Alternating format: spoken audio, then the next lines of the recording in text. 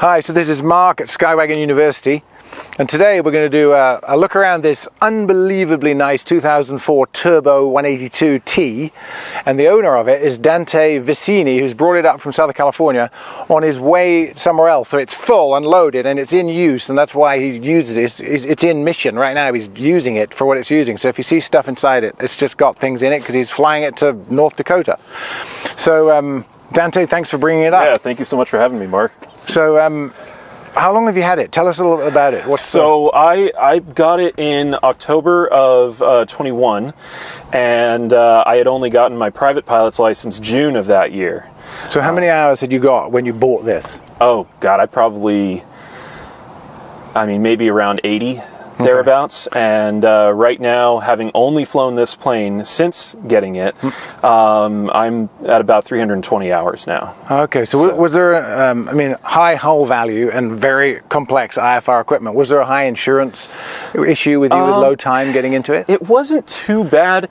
I kind of told them, hey, I'm graduating out of the 172s, and they said, oh, okay, great, so you're already used to that. It would have been a hell of a lot harder to go into a Bonanza or a Cirrus or something, which I could have been looking at too. Was the 182 Garmin 1000 equipped? Yes. It was, so you were used to that. Oh, no, sorry, the 172s. Yeah. No, the 172s were all the GTN 750s. They were steam gauges. They maybe had dual G5s. Okay. So I might have had a little bit of that, but no autopilot. And the flight profile is different.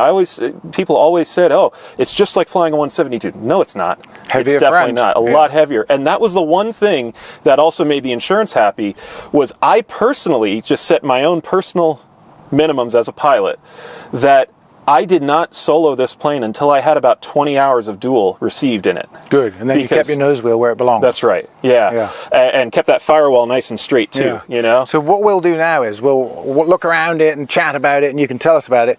And then, not just a quick demo flight like I normally do, but Dante has offered to talk us through the Garmin 1000s and their capability in the air. So we're going to spend a bit more time flying the plane and looking through the avionics, because your instrument rating, you use it to its maximum capability. That's right. Yeah, I got my instrument rating in this plane, which, some people say it's cheating when you go with your G1000, and it's like, well, dude, I love holding the localizer with that, with the track instead of my heading. So, but if some people pack a panel with avionics and then just turn it on and impress their friends. This is actually, you need and use it. I feel like, I love having that thorough understanding, knowing how to switch modes between, flying in kind of in more bush situations, flying, in mountain situations, high altitude on oxygen, going back and forth then into, the IFR environment. And a lot of times my flights that I will do might have, bits and pieces. The Venn diagram kind of goes around multiple of those at a time. And I couldn't think of a better plane to be doing it in, Yeah, especially with this level of equipment. Yeah. And then just for people who don't know the model year changes, this is a T182T, and it's a 2004. And of course, Cessna stopped production in 86 with the 182R and restarted again in 97. And so this is a 2004, and it's Garmin 1000 equipped. And the main difference, firewall back on this is pretty much a 182R from 1986. Firewall forward on it, though, is a Lycoming 540 with a turbocharger on it, as opposed to a Continental 470 without a turbocharger on it. And it's fuel injected, and the old planes were carbureted. So Textron owns Cessna, Textron owns Lycoming, so Textron aren't putting a Continental in the new planes. So this is 235 horsepower. That's right. Fuel injected, 540 cubic inch, 6-cylinder, turbocharged Lycoming. So let's have a little bit of a close look around it. Yeah, let's do it.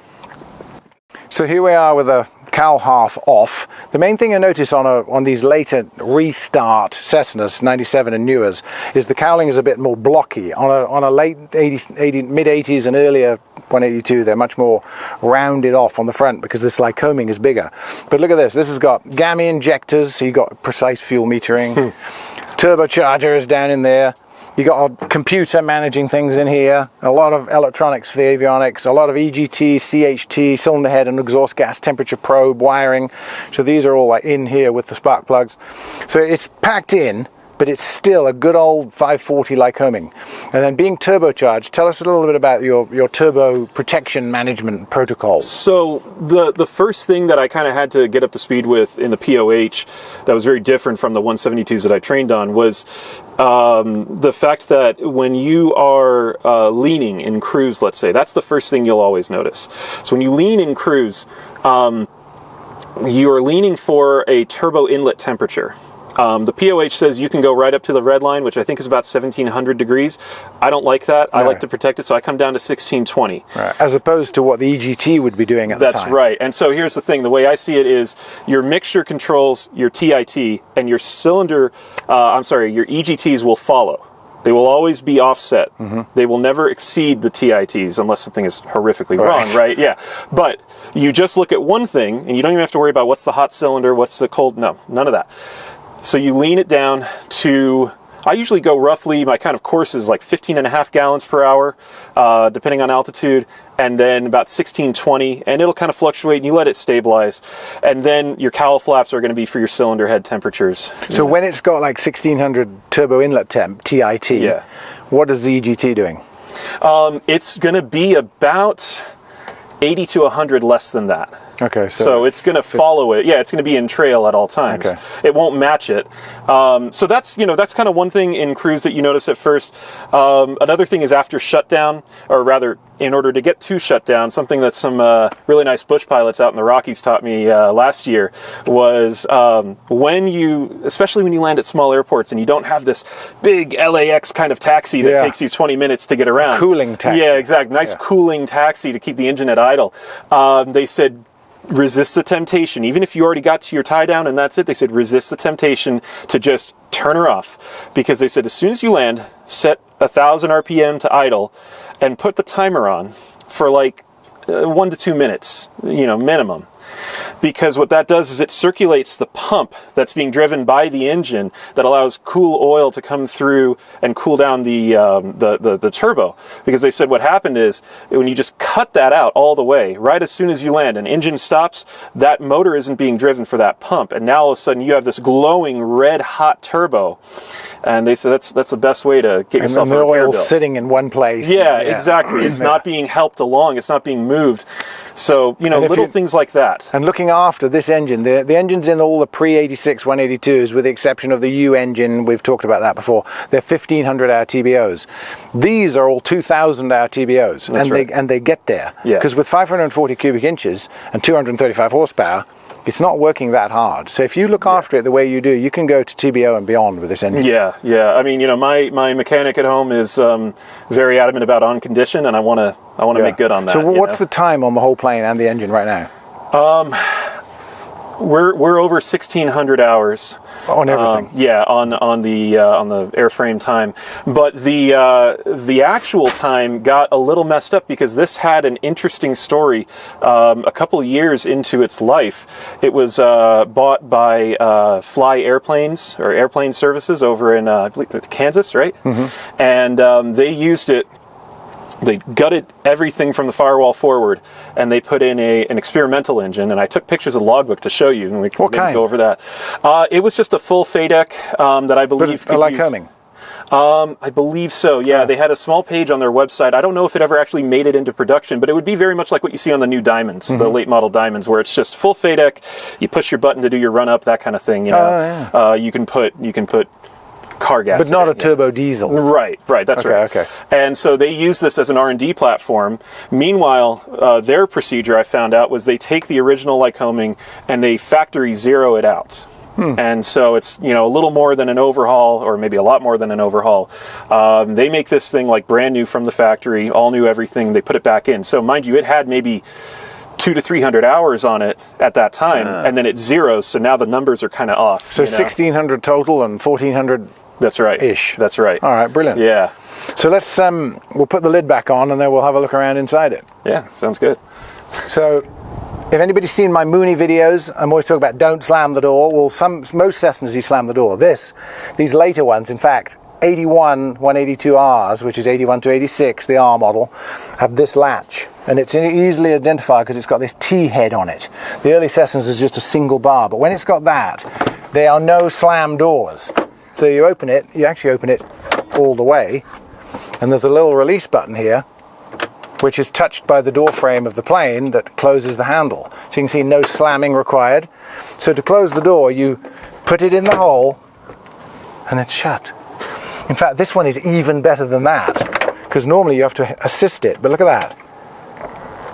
That is closed, and it works from the inside just like it. So I'm simulating the airframe here.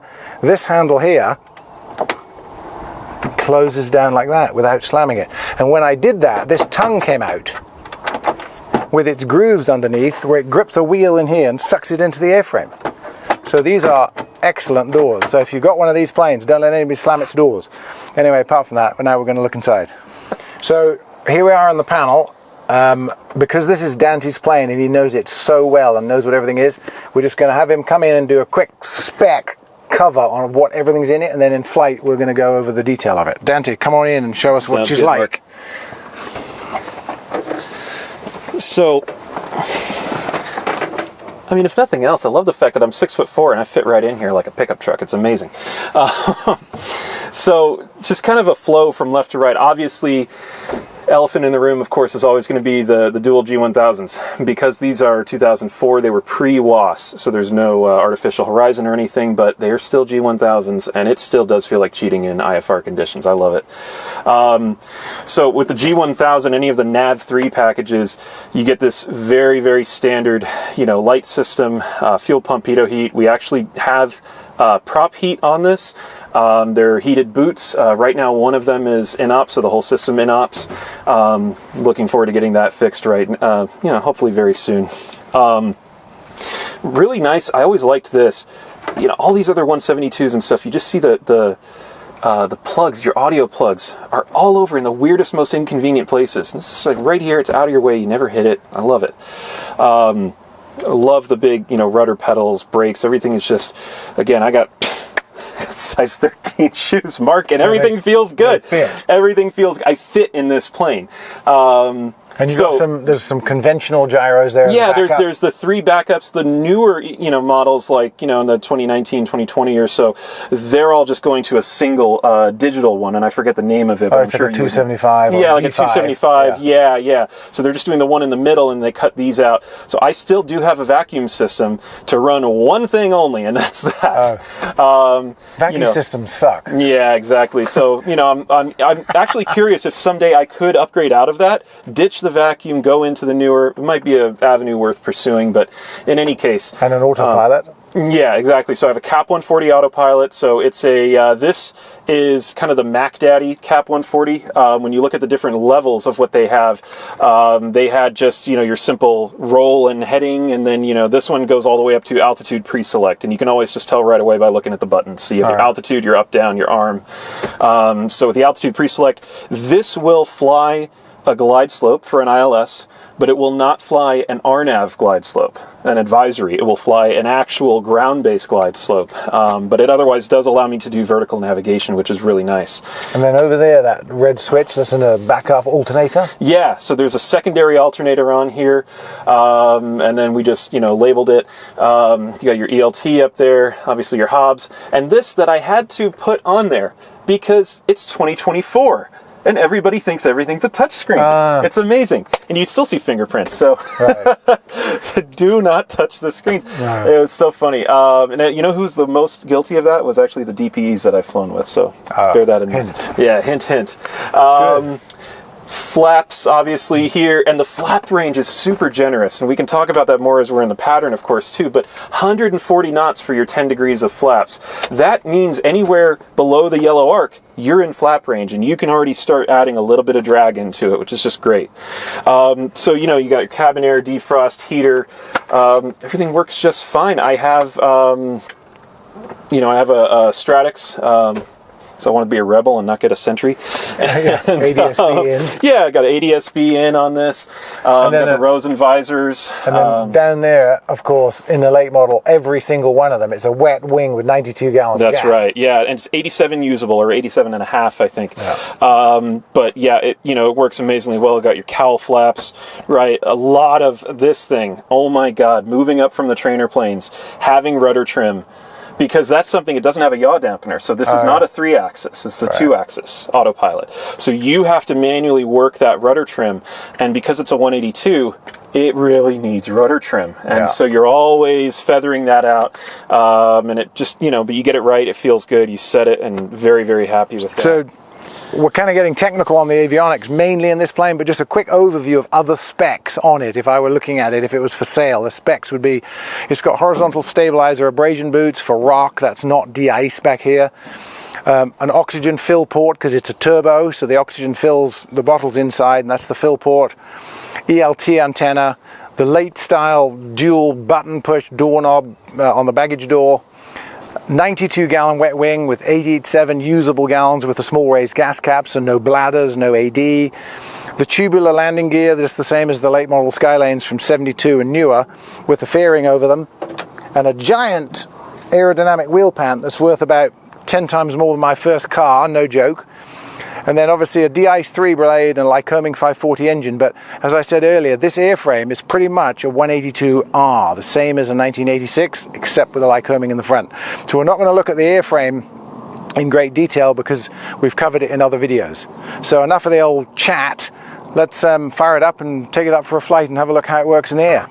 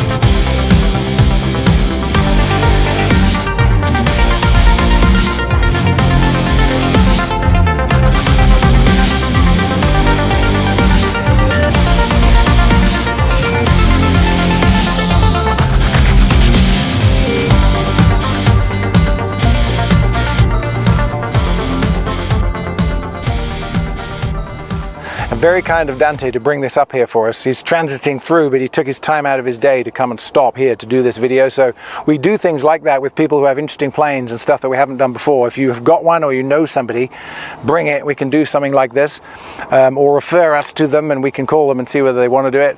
But if you liked it, there's about another 150 videos like this that we do that are on this channel. And we also do podcasts where we interview characters and people who are interesting in the studio up in the office. So if you like it, there's subscribe on the bottom and there's a bell there for notifications. Click on that, it helps us make more videos. But thanks very much, Dante, for bringing it up. That was brilliant. It's an honor. Yeah, no, that was great. Thanks a lot. And thanks for watching.